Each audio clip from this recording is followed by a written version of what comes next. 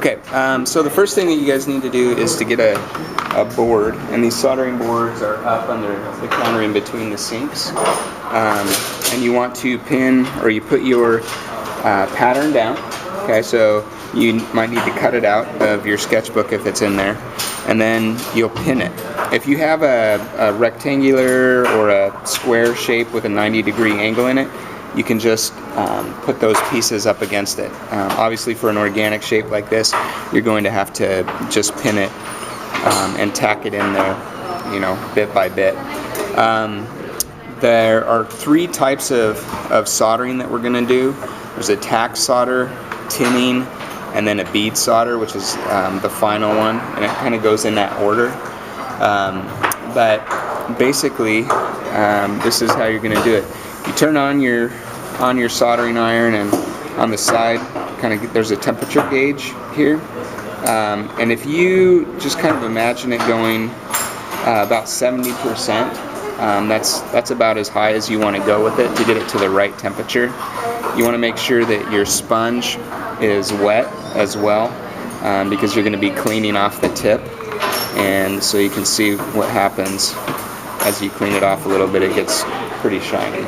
Okay, and so you want to have a nice shiny tip before you begin. You also need to get flux, which is up on the chemical counter up there, and a paintbrush from the counter up there as well. And the reason that we put flux on the copper is it helps that solder just adhere to the copper, and the flux will help that solder as it liquefies, kind of pulling it all along. Okay. So put some in an extra cup, just a little bit. It only takes a tiny bit. But then the first thing that you're going to do is what's called the tack solder. And so that's going to basically hold those pieces in place so that you can continue working. So you just put a little bit of flux in the areas that you're going to tack. Okay. Then you get your solder in one hand and the soldering iron in the other hand.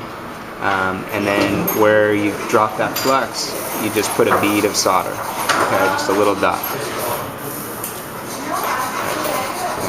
Do that on all those areas, and now what that's doing is it's causing those pieces of glass to stick together. Okay.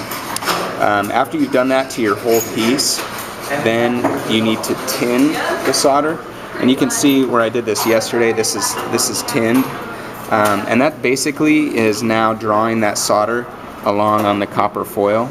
So you're going to want to make sure that you put flux all along the copper foil, and if a little bit of flux gets on the glass, it's not really that big of a deal. But that's going to help that solder go along that foil. Okay, and so you just press it, you kind of run it along there. You can do that fairly quickly if you like. And it's just a nice thin layer of solder. And you want to cover that, the whole piece like that. And you do this to both sides. Okay? So you don't just do it to one side, you do it to both sides. And then after you've done that, you go back to the front and you do what's called a bead solder, which is kind of the decorative element of it. It cleans it up and makes it look nice by putting a bead, like a thick, rounded bead of solder on it. And the way that you can do this is hold the soldering iron in one hand, and then with the other hand, you hold the solder to the tip, and you just draw it along there gently.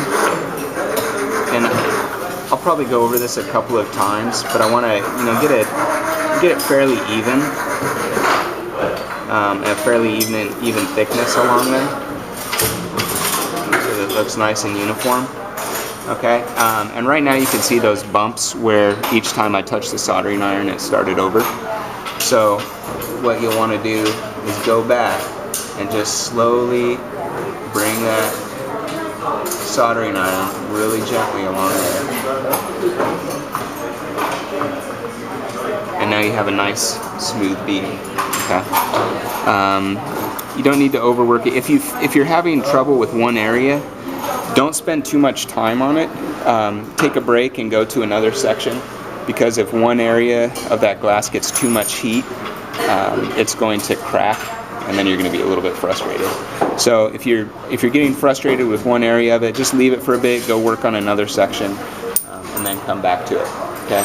So those are the 3 types of soldering. You got the bead solder, the tinning, and then, or sorry, the tack solder, the tinning, and then the final bead that you put on it. Okay. And you only put the bead on the front side.